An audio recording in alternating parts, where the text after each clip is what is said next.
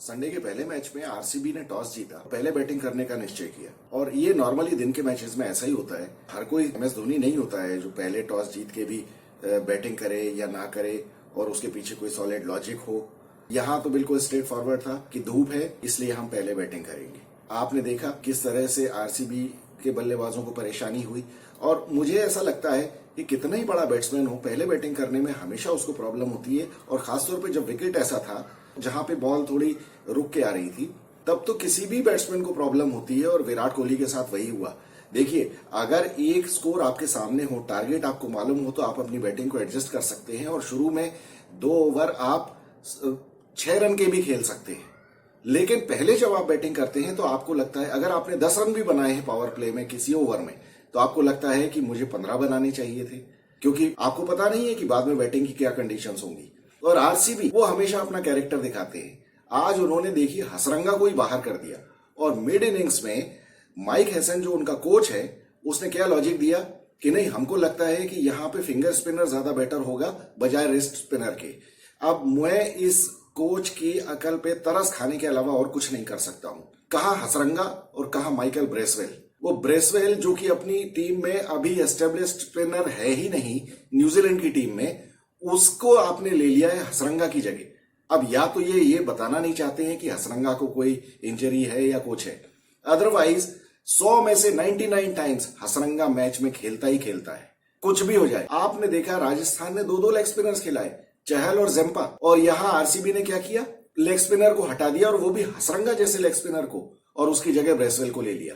Ultimately आप ये देखिए जिस तरह से ये लोग खेल रहे थे, वो इन लोगों का 145 पे ही स्कोर कंप्लीट हो जाना चाहिए था। लेकिन वो तो भला हो अनुज रावत का, जिसने कि आज 12वें मैच में अल्टीमेटली अपना सिलेक्शन जस्टिफाई किया, जब 11 बॉल में उसने 29 रन बनाए और आखिरी 3 बॉलों में उसने 2 छक्के और 1 चौका मार के कुछ रिस्पेक्टेबल स्कोर किया, जो 16 रन बनाए। अदरवाइज 171 की जगह इनका स्कोर तो 150-155 ही रह जाता। अब देखिए, आखिरी 3 बॉलों पे कोई 16 रन बना देता है तो उसको आप गारंटी नहीं ले सकते। बीच में संदीप शर्मा ने राजस्थान की तरफ से बॉलिंग करते हुए काफी गड़बड़ कर दी।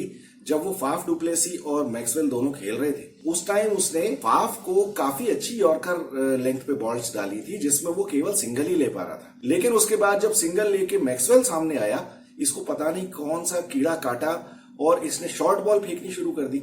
देखिए, टी20 मैचेस में आपको एज अ बॉलर ये मालूम होना बहुत जरूरी है कि मुझे कब विकेट लेने जाना है और कब सिर्फ रन रोकने के लिए जाना है। क्योंकि एक स्टेज ऐसी होती है जब आप सिर्फ रन रोकने के लिए जब बॉलिंग करते हैं, तब भी आपको विकेट मिलते हैं। उसे कंटिन्यूअस वही यॉर्कर लेंथ करते रहना चाहिए था। अगर आप विकेट टू विकेट बॉल करते हैं, यॉर्कर लेंथ करते हैं, बैट्समैन अगर उसके बाद आपको आउटस्मार्ट करके अगर फ्लेक और रिवर्स फ्लेक और स्कूप मार के अगर रन बना लेता है, तो आपको बैट्समैन की तारीफ करनी चाहिए। लेकिन आप अपनी तरफ से गलती करके शॉर्ट पिच बॉल दें, उसने वो दोनों बॉलों पे चौके मार दिए। आपके अच्छे खासे बॉलिंग एनालिसिस का कबाड़ा हो गया और वहां से उसको रिदम मिल गया। वो तो बाद में वो गलती से वो आउट हो गया आसिफ की बॉल पे। लेकिन अगर मान लीजिए वो नहीं होता आउट, तो स्कोर कहीं का कहीं पहुंचा सकता था वो। ये इस तरह से बॉलर्स बहुत बड़ी गलती कर देते हैं। ये लालच में नहीं आना चाहिए। हमेशा आप टी20 में बॉल विकेट टू विकेट करिए और रन रोकने की कोशिश करिए। जब आप रन रोकेंगे, विकेट आपको अपने आप मिलेंगे, आपको नहीं तो आपके दूसरे साथी बॉलर को मिलेंगे। अल्टीमेटली 171 रन का स्कोर हो गया, जो कि स्लाइटली अबव पार है। लेकिन राजस्थान की भी बैटिंग कोई कमजोर थोड़ी है। 20 ओवर में 172 रन का टारगेट राजस्थान जैसी टीम के लिए कोई ज्यादा नहीं था। हालांकि विकेट थोड़ा डिफिकल्ट था, राजस्थान की बैटिंग इतनी ज्यादा स्ट्रांग है कि ये नॉर्मली हो जाना चाहिए। लेकिन आपने देखा राजस्थान के साथ क्या हुआ। राजस्थान तो 11वें ओवर में 59 रन पे ही ऑल आउट हो गई और 112 रन से मैच हार गए। ना तो इन्होंने सिर्फ ये मैच हारा, 2 पॉइंट लूज किए, बल्कि अपनी नेट रन रेट का भी कबाड़ा कर दिया।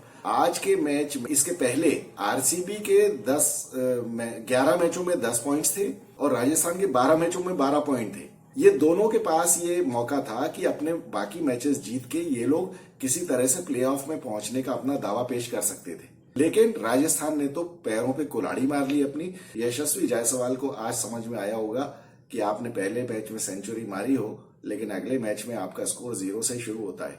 आप देखिए, जो उसने शॉट मारा है उसको थोड़ा ग्राउंडेड खेलना चाहिए। ये पहली बॉल से ही मारने का जो ये एटीट्यूड है, ये कई बार आपको नुकसान भी कर देता है। और जब आपको क्रूशियल मैच में खेलना है तो आपको थोड़ा सा कॉशियस होकर खेलना चाहिए।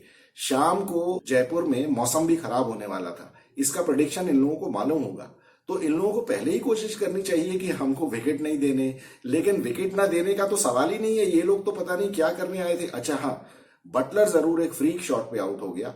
बटलर का बैड लक रहा कि वो जो शॉट उसने मारा वो फील्डर के हाथ में चला गया।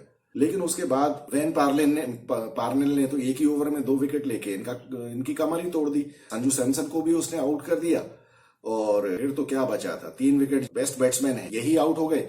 फिर तो सिर्फ एक शिमरन हेटमायर ही बचता था। उसने हालांकि कोशिश की, 18 बॉलों में 35 रन बनाए, लेकिन उसके अलावा कोई रुका ही नहीं। ध्रुव जुरेल भी नहीं, देवदत्त पडिक्कल भी नहीं। इन लोगों को समझना चाहिए कि इन लोगों को देखिए मौके मिलेंगे नहीं ज्यादा। देवदत्त पडिक्कल को तो बहुत अच्छी तरह से समझना चाहिए कि किसी भी टीम में उसका ओपनिंग स्लॉट में नहीं बन रहा है पोजीशन, चाहे वो आरसीबी हो या वो राजस्थान हो या और कोई भी, सभी जगह एस्टेब्लिश्ड ओपनर्स हैं। तो अब इसको कंप्रोमाइज करना ही पड़ेगा नीचे आके खेलने के लिए। और वहां जब भी मौका मिलेगा, ओपनिंग में कई बार लोग इतना लंबा खेलते हैं कि आपको पीछे बैटिंग करने का मौका नहीं मिलता है। तो आपको ये हमेशा ध्यान रखना पड़ेगा कि आपको जितने भी कम मौके मिले उनका बेस्ट फायदा उठाएं। अदरवाइज धीरे से आप टीम के भी बाहर हो जाएंगे। उसके बजाय कोई भी टीम प्रेफर करेगी कि हम एक ऑलराउंडर ले लें। तो ये ध्रुव जुरेल और ये देवदत्त पडिक्कल टाइप के प्लेयर्स जो हैं, इनको समझना बहुत जरूरी है। आज की मैच में इनको स्कोर करना चाहिए था, ये भी नहीं कर पाए। और जो रूट का तो खैर मैं कुछ कह नहीं सकता, क्योंकि जो रूट का तो आज पहले ही मैच था और जो रूट वैसे भी कोई T20 का प्लेयर नहीं माना जाता है। उसका तो सिलेक्शन ही गलत था, उसको सिलेक्ट नहीं करना चाहिए था। उससे ना बैटिंग हो पाएगी और ना बॉलिंग हो पाएगी। तो पता नहीं T20 में उसको राजस्थान ने क्यों लिया होगा। ये भी इनका भी सिलेक्शन बिल्कुल वही आरसीबी की तरह ही है। ये वो रियान पराग को भी 50-55 मैच खिला चुके हैं और अब जो रूट को लेके आए हैं, इसके बजाय इनको कोई दूसरा प्लेयर नहीं मिला क्या? जेसन होल्डर जैसे प्लेयर कोई आप बाहर बिठा रहे हो और उसकी जगह आप जो रूट को खिला रहे हो, तो फिर आपका तो भगवान ही मालिक है। फिर क्या होगा? आज के मैच में अच्छा खासा कबाड़ा कर लिया राजस्थान ने। जो ये शुरुआत के 4-5 मैचेस में 5 में से 4 मैच जीत के ये टॉप पे थे, हालत ये हो गई है कि अब ये प्लेऑफ में ही नहीं पहुंचने वाले। मैच का तो हो गया इनका कबाड़ा, राजस्थान का तो अब कुछ होने जाने वाला नहीं है। प्रोबेबली ये तो अब प्लेऑफ की रेस से बाहर ही हो गए। आरसीबी का लेकिन कुछ बचा हुआ है। आरसीबी वाले तो इतने ज्यादा खुश हो गए कि पता नहीं क्या, उन्होंने वर्ल्ड कप ही जीत लिया है। उनको ये नहीं पता है कि आज उनके सामने एक टीम को उन्होंने 59 पे ऑल आउट किया है। कल के मैच में वो खुद भी ऑल आउट हो सकते हैं। ये भी इतना अनप्रिडिक्टेबल टीम है कि ये कुछ भी कर सकते हैं। हालांकि पॉजिटिव में इनसे उम्मीद कम ही है। ये इनके किसी भी मैच में ये 100 रन के अंदर ऑल आउट हो सकते हैं। तो इनके लिए अभी कंटिन्यूस 3-4 मैच जीतना तो बहुत दूर की कौड़ी है। इनके बस का है नहीं, ये नहीं होने वाला है इनसे। देखते हैं लेकिन क्या होता है। शाम के मैच के बाद आपसे मिलेंगे चेन्नई और केकेआर में, जो कि बहुत ही मजेदार मैच होना है। चेन्नई के लिए इसलिए इंपॉर्टेंट है क्योंकि उनको फर्स्ट पोजीशन पे पहुंचना है। दूसरा केकेआर के लिए तो इज्जत का सवाल है। मिलेंगे मैच के बाद। Thank you so much.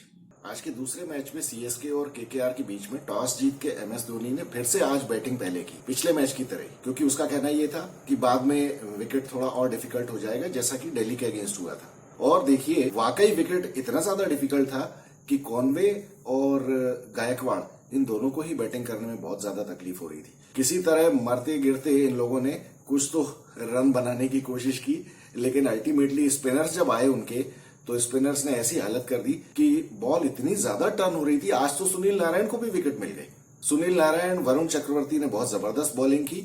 इन लोगों के 75 रन पे 5 विकेट हो गए सीएसके। वो उसके बाद जडेजा ने आके शिवम दुबे के साथ जो बैटिंग की है, शिवम दुबे को मुझे लगता है कि 1 नंबर पहले बैटिंग करवानी चाहिए थी आज। उसको आज ओवर्स कम मिले और वो जिस तरह के फॉर्म में है, वो उसका थोड़े से और ओवर्स मिलने चाहिए थे। और एक टाइम तो ये था कि इन लोगों के 100 रन बड़ी मुश्किल से बने और उसके बाद इन लोगों को 5 ओवर में अपॉर्चुनिटी थी, उसको भी ये लोग फायदा नहीं उठा पाए क्योंकि स्पिन बहुत ज्यादा हो रही थी बॉल। केकेआर के बॉलर्स ने बहुत अच्छी बॉलिंग की। लेकिन देखिए आप, नीतीश राणा ने आज इतनी बड़ी गलती की। जब ये पिछले मैच में राजस्थान के अगेंस्ट ओपन में बॉलिंग करने आ गया था, आज जब इसको मौका था बॉलिंग करने का, इसने आज बॉलिंग ही नहीं की। आज एक्चुअली इसको 4 ओवर्स करने चाहिए थे, लेकिन इस भले आदमी ने आज एक भी ओवर नहीं किया। इसको कहते हैं डर। डर जो पिछले मैच में जो इसके साथ ट्रीटमेंट हुआ था, यशस्वी जायसवाल ने जो इसको 26 रन ठोके थे, इतना डर गया कि आज जब इसको बॉलिंग करनी चाहिए थी तब भी नहीं की। फास्ट बॉलर से बॉलिंग करवाने की जरूरत नहीं थी इसको। हालांकि शार्दुल ठाकुर ने बहुत अच्छी बॉलिंग की, लेकिन वो जो नए बच्चे थे उनके ओवर कम करके और खुद के 4 ओवर फेंकने चाहिए थे। ये चंद्रकांत पंडित ने भी नहीं सोचा और नीतीश राणा तो क्या सोच पाएगा। ये चंद्रकांत पंडित का काम है, उसको बोलना चाहिए था लेकिन नहीं, चंदू पंडित के भी दिमाग में कहाँ इतनी बातें आती है। तो अल्टीमेटली लेकिन सीएसके बड़ी मुश्किल से 144 रन बना पाई। उसमें एक तो वो जो सुयश शर्मा ने नो बॉल फेंकी, उसके ऊपर पड़े छक्के का भी एक काफी बड़ा हाथ था। ये इन बच्चे जो हैं इनको बहुत सीरियसली पनिशमेंट देना चाहिए ये नो बॉल जब फेंकते हैं तो। लेकिन पता नहीं इनकी कब समझ में आएगा, ना कोच इनको समझा सकते हैं ना बॉलिंग कोच। 144 एक फाइटिंग टोटल था। 145 फाइटिंग टोटल तभी होता है जब आप शुरू में विकेट ले लें सामने वाली टीम के। हालांकि इन्होंने विकेट्स लिए भी, पावर प्ले में ही उनके 25 रन पे 3 विकेट गिर गए थे और दीपक चाहर ने बहुत अच्छी बॉलिंग की। लेकिन उसके बाद नीतीश राणा और रिंकू सिंह को आज इन्होंने प्रमोट किया, ये बहुत अच्छी बात की और इन दोनों ने काफी अच्छी पार्टनरशिप की। हालांकि एक मौका सीएसके के पास था जब 18 रन के ऊपर नीतीश राणा का मोइन अली की बॉल पे कैच पति राणा ने छोड़ दिया और वो पति राणा ने कैच ऐसा छोड़ा कि वो रिएक्ट ही उसने लेट किया, उसको शायद बॉल दिखी नहीं या उसने एंटीसिपेट नहीं किया। ऐसे में हमेशा बाउंड्री पे खड़े हुए फील्डर्स को बैट्समैन के बैट की डायरेक्शन देखनी चाहिए। कई बार क्राउड में बॉल मिस हो जाती है, उनको समझ में नहीं आता है बॉल कहीं गई, लेकिन बैट की डायरेक्शन से हमेशा पता चल जाता है कि बॉल आपकी तरफ आ सकती है। वो गलती हो गई और उसके बाद नीतीश राणा और रिंकू सिंह दोनों ने 50-50 रन बना दिए। नीतीश राणा और रिंकू सिंह दोनों ने बहुत ही कैलकुलेटेड बैटिंग की और एक बड़ी जबरदस्त बात हुई आज कि सेकेंड इनिंग्स में विकेट बहुत ही इजी हो गया। जो पहली पारी में जो कलकत्ता के स्पिनर्स को जो स्पिन मिल रहा था और ग्रिप मिल रहा था, वो सीएसके के स्पिनर्स को बिल्कुल नहीं मिला। उसकी वजह से बैटिंग इतनी आसान हो गई। ड्यू हालांकि नहीं थी, लेकिन बॉलर्स के हाथों में पसीना बहुत ज्यादा आ रहा था। इस वजह से उनको बॉल को ग्रिप करने में परेशानी हो रही थी और विकेट काफी इजी हो गया। बिल्कुल बॉल ना तो जडेजा ना मोइन और तीक्षणा किसी की भी बॉल स्पिन नहीं हुई। विकेट बहुत ज्यादा आसान था। उसके बाद तो 145 का score is just like walk in the park. और फिर भी बहुत सेंसिबल बैटिंग की नीतीश राणा और रिंकू सिंह ने। 50-50 रन दोनों ने बना दिए। इसके बाद कुछ मैच में बचा नहीं था। हालांकि मैथमेटिकली तो अभी केकेआर टूर्नामेंट में है, लेकिन प्रैक्टिकली वो बाहर ही है। ये जो जीत है, जो इतनी सेंसिबल उन्होंने बैटिंग की है, ये उनको पहले करनी चाहिए थी। पहले के मैचेस में उनको रिंकू सिंह को पहले ऊपर उतारना चाहिए था। कुछ मैचेस में उन्हें रसेल को ऊपर उतारना चाहिए था, जो उन्होंने गलती कर दी है। शायद अगले आईपीएल में सीखेंगे। आज का मैच ये भले ही जीत गए, लेकिन इनके लिए टूर्नामेंट अब खत्म हो चुका है। सीएसके जहां आज का मैच जीत के पहली पोजीशन में जा सकती थी और एक्चुअली क्वालिफाई कर सकते थे, वो आज नहीं कर पाए। अब इनको दूसरे मैच का इंतजार करना पड़ेगा, जो आखिरी मैच इनका दिल्ली के साथ है। देखते हैं। अब कल का एक मैच और मजेदार है, वो है एसआरएच और जीटी के बीच में। देखते हैं उसका क्या होता है। मिलेंगे कल के मैच के बाद। Thank you so much.